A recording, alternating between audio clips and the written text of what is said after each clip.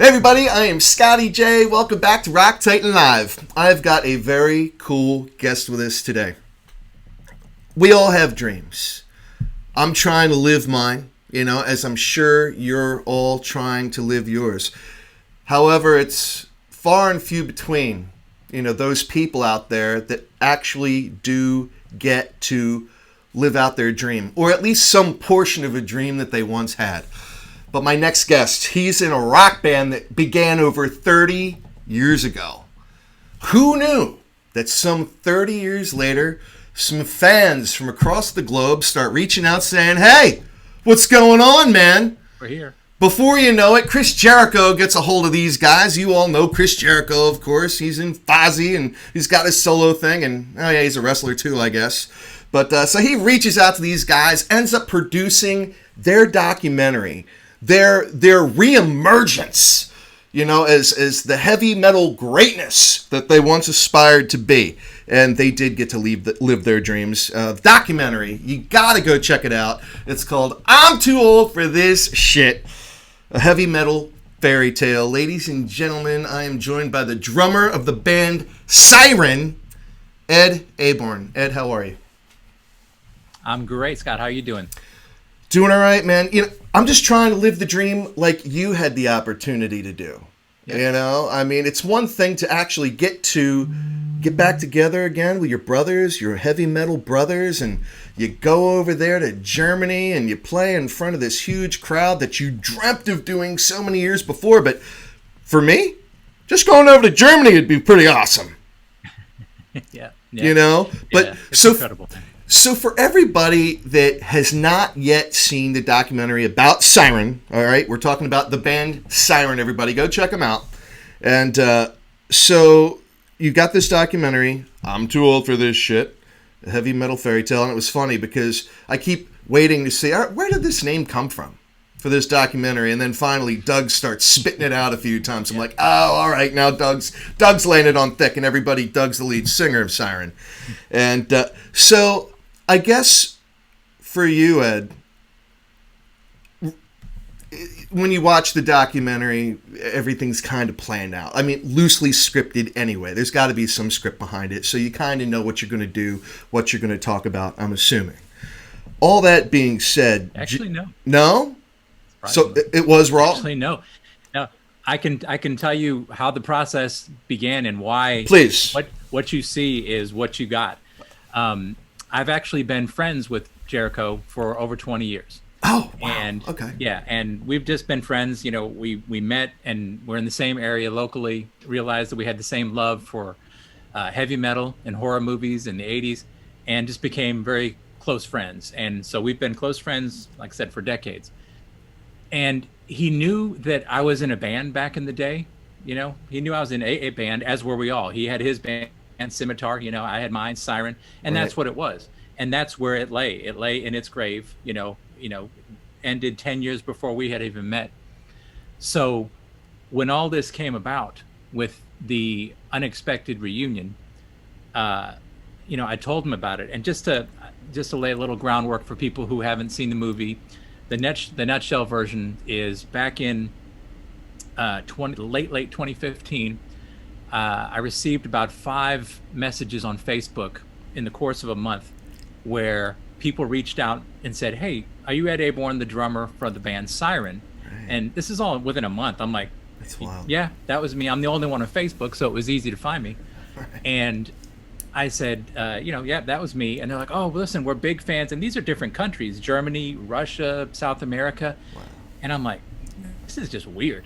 So they had questions, do you have any old merch? Can you tell me about the early days of the band? And, are you guys talking? And it was like, listen, I'm an IT nerd. So that's what I do. I type very fast. So I was like, you know what? Just for my own gratification and for fun, I'm going to write down all my memories from my days in the band, from when we first started it, because I was in the founding of the band, up to the point when I left the band about 5 years later. Just for fun. So I did that over the course of a few nights, ended up typing like 30 pages. So I was like, I accidentally wrote a book. So I've got these pictures from the old days. let me format it like a book again, utilizing my IT nerd ninja chops. So I did that, put it as a PDF, sent it to these people who had asked questions about it, and also put it out onto my own Facebook and that kind of thing for my friends who were back in the day, and said, hey, check it out. I'm sure you'll remember a lot of this craziness. Right. And that was it.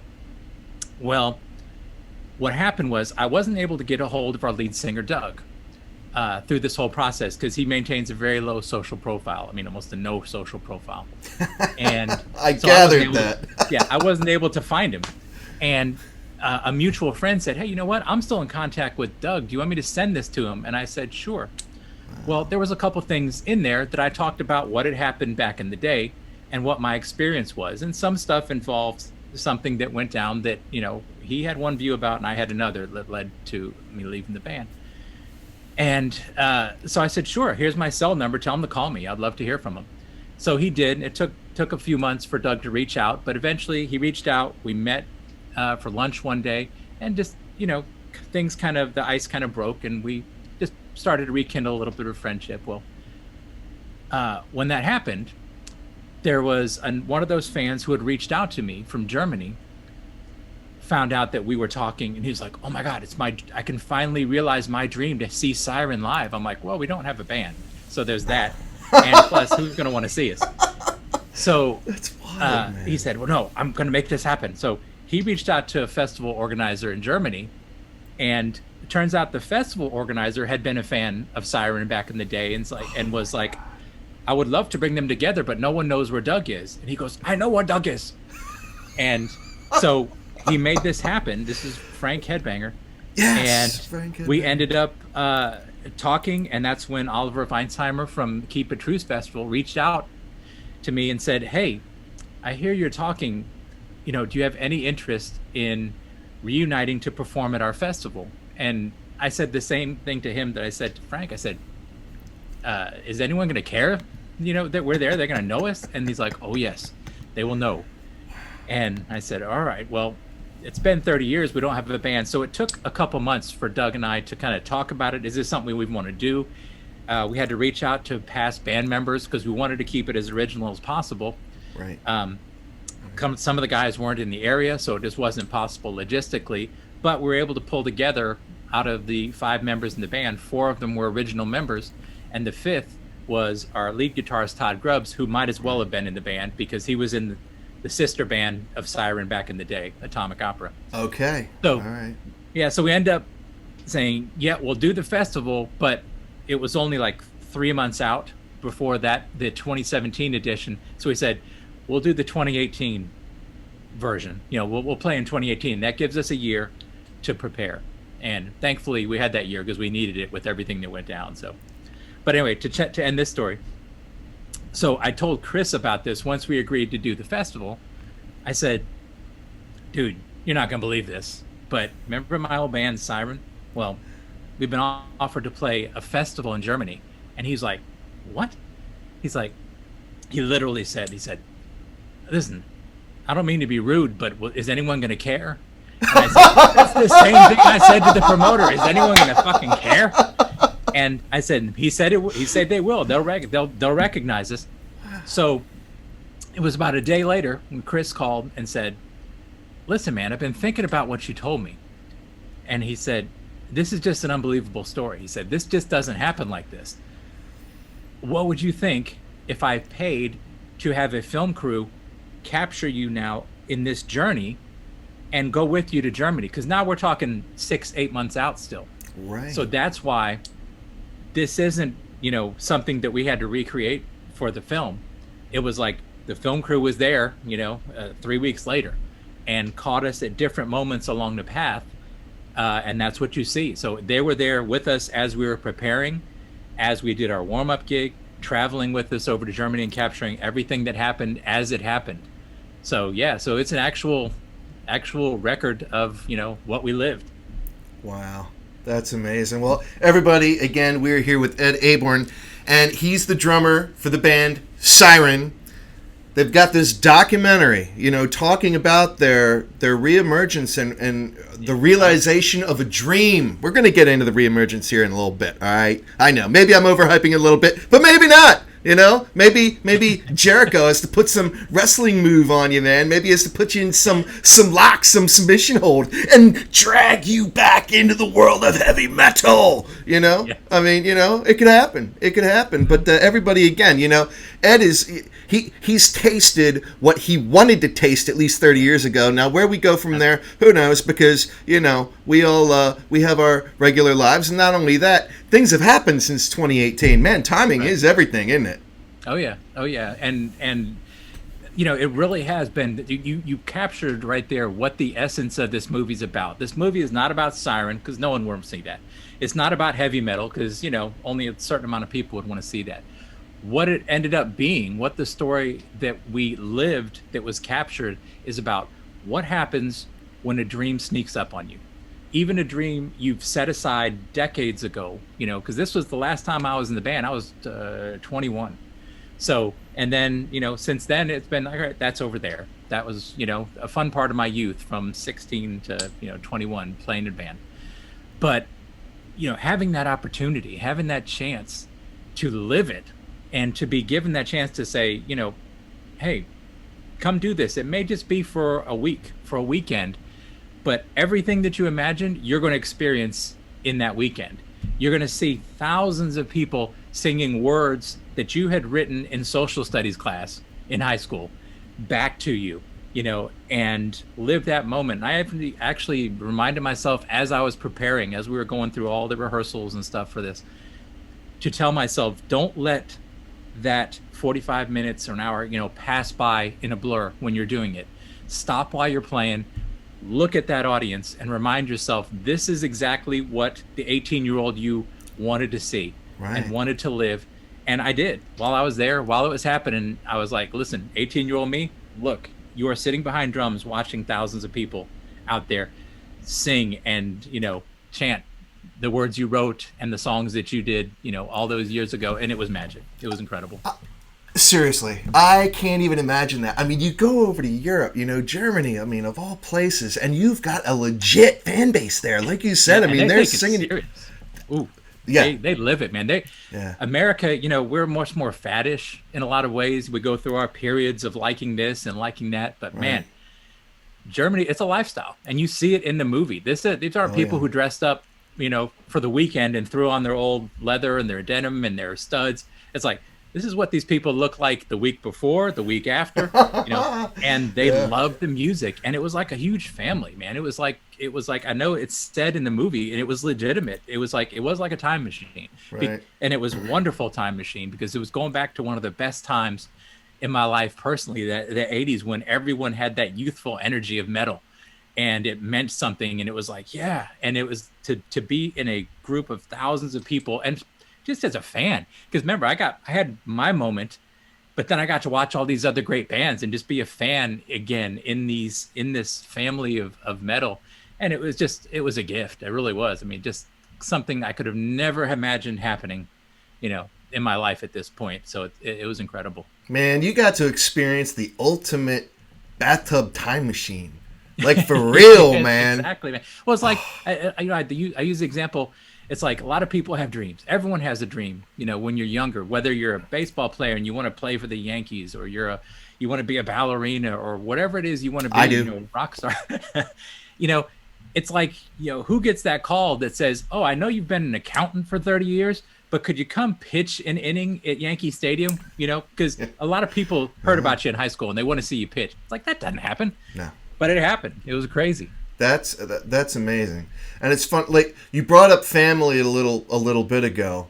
I'm curious, because there's a lot of ways you could skin this thing. You know, it's not like you've been jamming regularly for the last 30 years. I mean, it had been a while since you actually picked up some drumsticks. Had you not, or have you been playing? You know, I've been a musician. And I do recording. I've always been into like home recording. Okay. So I do some stuff with like my wife. We do kind of like orchestral rock, you know, just recorded ourselves. Okay. It's kind of like TSO without all the talent, you know, that's the way I describe it. But it's fun. So I'll play a little with that, or I'll play a little guitar, but you know, nothing nothing that was ever in a live setting. I have not played in another live band since 1986. Okay, but it wasn't like you had to take the plastic tarp off anything and dust off the cobwebs and everything. I mean, music's been a big part of your life. It's not like something where you literally just hung up the spikes, walked away, and never looked back. No, I've always been a fan. Always loved music. Music is virtually 24/7 when I'm awake, because I've always had that passion listening to it. So that never left, and I found myself enjoying making it. So that was fun, but it was definitely never anything that was a band experience or a live experience. So it was absolutely a challenge, right, to pick up when we first started to get together. It says, okay, let's see what this is like, especially now, after we're getting our AARP letters in the mail to see what this is like. Yeah. Right. I'm thinking of what was that movie with Rainn Wilson in it? The Rocker, I think it was called. And he's a drummer. And he's Fish. And he's playing with all these young kids. And after every single rehearsal, after every time he was like literally icing up every single part of his body. He just had ice on everything, man. Lathered up in Bengay. He probably smelled like a huge, gigantic menthol. Did you find yourself going through anything like that? Or again, just because you have still been actively playing, it was like you were cool. You were, Right. It's just more or less reestablishing that chemistry with the band. Yeah, it was absolutely, it took time to reestablish that chemistry. It was fun, though. That's the thing. It was energizing. But I'll tell you, physically, and it's funny, if you I don't know if you notice that in the movie, I look a little heavier because I was a little heavier. I wasn't going to say anything, Ed, at the onset of this, but I'm like, damn, man, like you lost a lot of weight, like a lot of weight, man. Good on you. I mean, congratulations. I need to do that because I'm sick of looking at myself. I mean, I almost thought of going to like just a totally audio-based podcast, and probably a lot of Rock Titan audience would prefer to see Scotty J go to an audio-based podcast. So, screw everybody! I don't want to hear it. No, I'm just kidding. But no, I mean, it's hard to look at myself sometimes. But so what's the secret? What'd you do? You just been... Well, back when during the movie, I actually had lost weight. What you see in the movie, I had lost probably about 40 pounds. Oh, wow. And so I was down around 215 at that point, but I was heavier. And then that was about the time of the movie. And then for the follow-up interviews in the movie, I had even gained a little bit of that back, about another 15 pounds back. And I've always struggled with weight. Ever since puberty, really. Puberty hit, and all of a sudden I've landed in the husky section at JCPenney. I'm like, what the hell? How did I get here? But I've always carried that extra weight. And then, in adulthood, just bad eating habits and working in IT doesn't lend itself to a lot of exercise. So it's like, the pounds just kind of came on. Well, so last year in 2020, I was like, you know what? I'm healthy, but I'm way overweight. And that's one of the things, getting back to what the difference was when we started to play. When we started to play and play these songs, I'm a very double bass heavy drummer.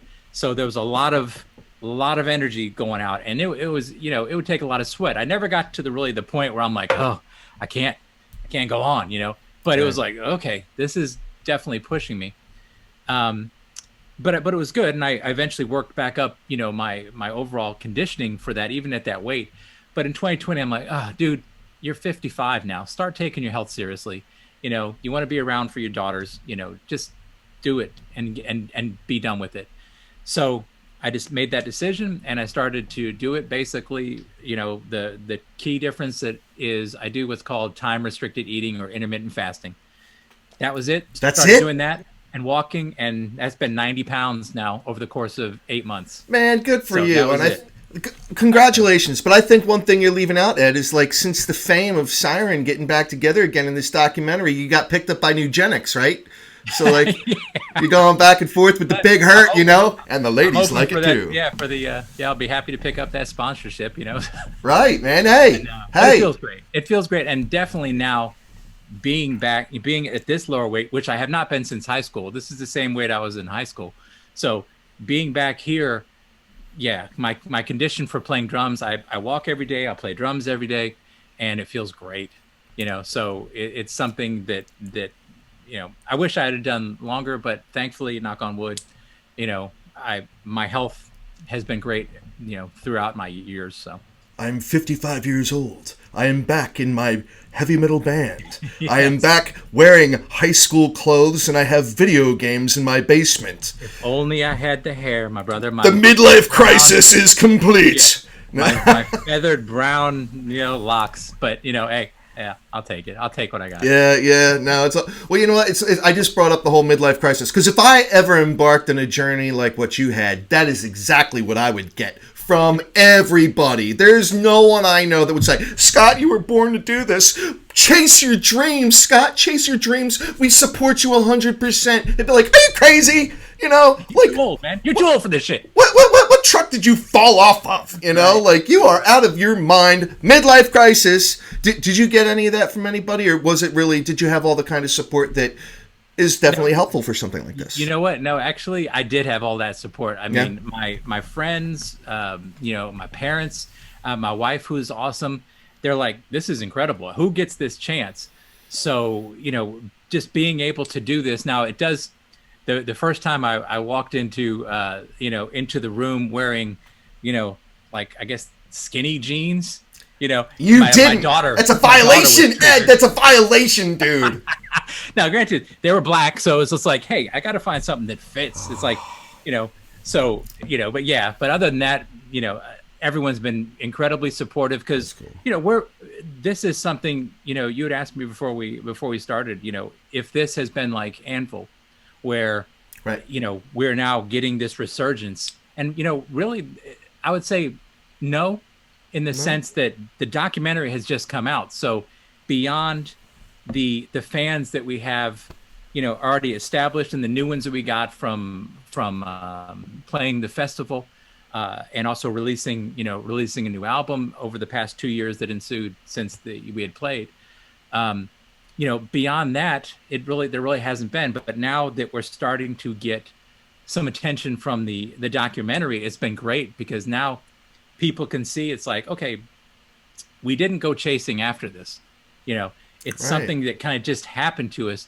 And right. Every step along the way, and I've made this analogy before, it's been like a cake. And, so the cake was just being able to play this festival. It was amazing. It was incredible. That was the cake, iced and everything. And then there was cherries just started getting thrown onto the cake. It's like when we were getting ready for the festival, we had labels come to us and said, listen, now that you guys are back together, we want to release an anthology package of all your old material. Can we do that? And we're like, please. It's like, oh, there's a cherry. Have a triple vinyl package with a replica killer. Of our first single. It's like, that's crazy. And then Chris with the documentary, he was like, hey, do you mind if we, what would you think about doing this? I'm like, dude, that's incredible. Let's put another cherry, on that cake. So everything that has happened, has just been one more thing.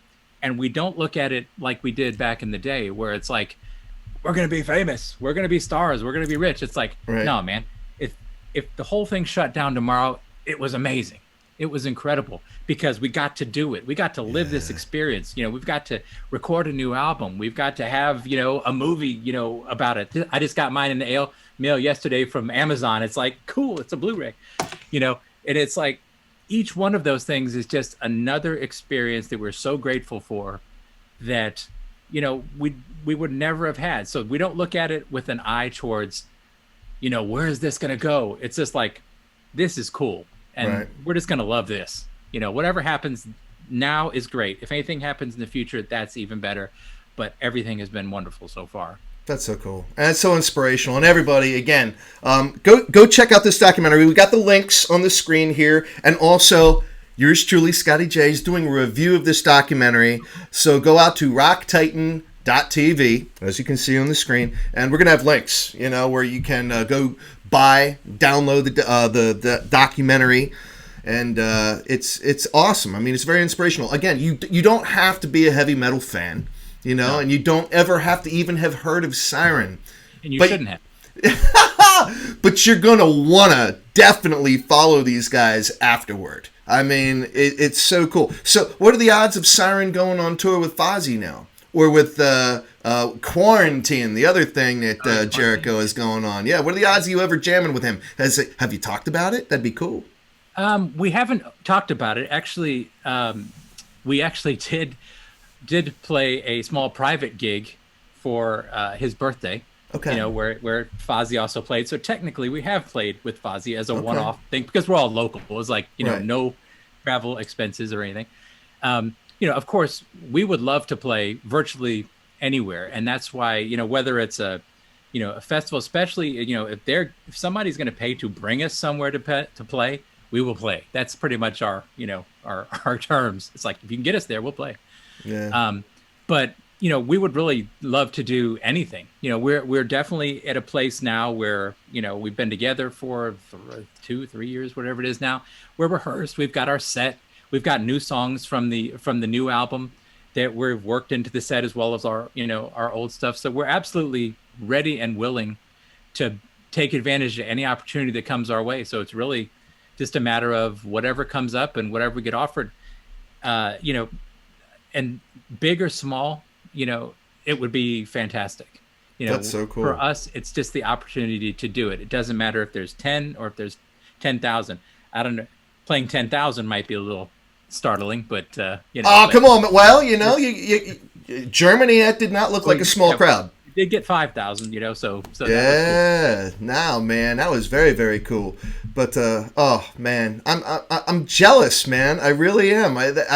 I don't even know what I could compare that to in my world. You know, I played baseball back in the day, and I always had aspirations of going on and pitching for the Phillies. So I guess, you know, just getting to go out and pitch Yeah. against JT Real Muto, just one legitimate at bat, which I'm sure he would crack every single one of my pitches out of the ballpark. It would be like they probably And doing all it in would look front like of, but here's watermelons. the thing, man, doing it in front of thousands of people who, after you pitch, are chanting, you know, Scott, Scott, Scott. I mean, to hear that, because that's what we got to hear. We got to hear thousands of people unprovoked chanting Siren. And that's when I was like, all right, I'm done. You know, Man, that happened. that's crazy. Well, one thing that we really haven't touched about, Mhm. or touched on, Ed, and then I'll let you go because I know you're a family man. You have other things you have to do, and you know we all have regular jobs and stuff that we Oh, yeah. gotta prepare for the next day. But the relationships with the other guys in the band, because of course, you know, in the documentary, and I wasn't even sure how long ago this took place, so.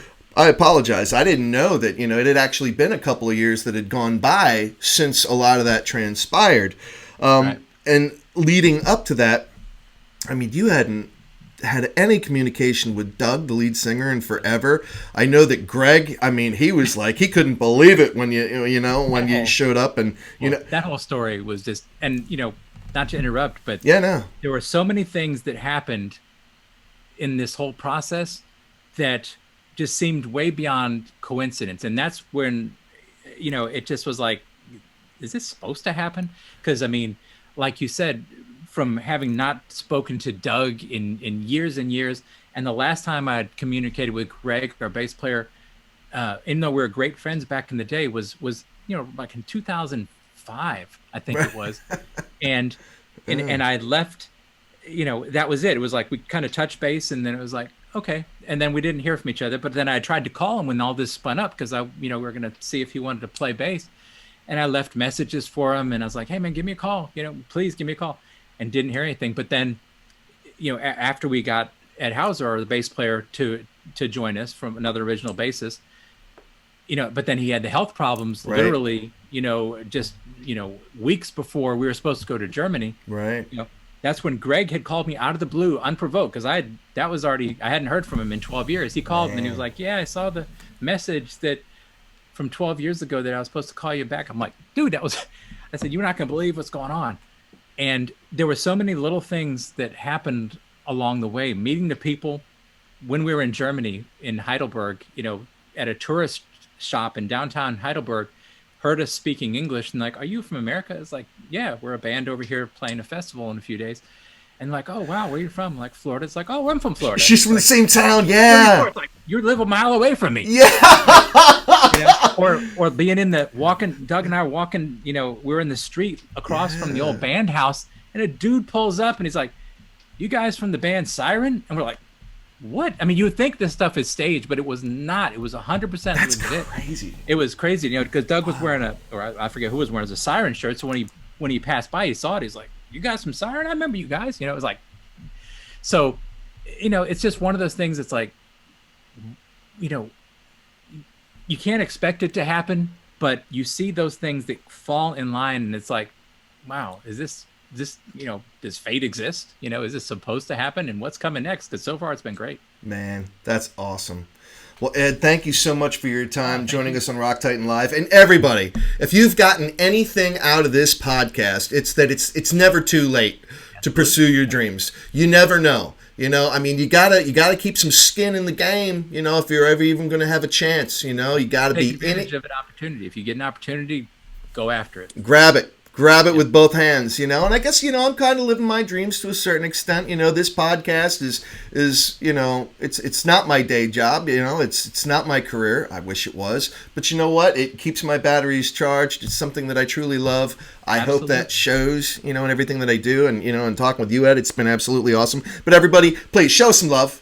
Give us a little subscribe out there on our YouTube channel, Rock Titan. And new album, which you can find out there, Siren Band. There you go. And you'll be able to go out to our blog, rocktitan.tv. We'll have a full review. We'll have all the links to everything that is Siren. So you'll be able to follow them on social media and get all kinds of cool updates. And, man, what a journey. And I was so honored and privileged to be able to get a taste of it, I guess, before a lot of other folks did. So it's only a couple weeks out. Weeks. It's just starting to pick up steam now. I mean, it was originally, from what I understand, just going to be released on iTunes, which was, right the first week of the year. But now it's on Amazon, it's on Vudu, it's on Sling, it's on, all these platforms, because it's just picking up momentum. And I just saw an interview today that Chris did. Oh, cool. And he said that it's actually now the negotiations are going on for UK and internationally, because that's what we really want, is for this to finally be available internationally, because I know our people in Germany and the fans, it's, we've shown it to some people over there, and they're like, this is great, and can't wait. Well, dude, I hope you guys, I mean, once this whole COVID craziness lifts, are there ambitions for you guys to go out on tour and stay together and keep making new music? Like I said, we'll go anywhere people will get us to play. All right. And we were supposed to go over to Germany last summer again to play another festival, but COVID. So we didn't get to. But so we're really hoping that that's the case. That as things open up, that we'll get those invitations and be able to live those dreams a few moments more here and there. Oh, well, I hope you get to make it north. Not this time of year, because it's cold. So maybe I'll have to come down there to Florida. Now I have another reason to come down to Florida. Absolutely. So, all right. Well, everybody, we are here with Ed Aborn, the drummer for Siren. And, again, go check out that documentary, I'm Too Old for This Shit. A heavy metal fairy tale. It is absolutely awesome. I'm Scotty J. You're watching Rock Titan Live. We're out.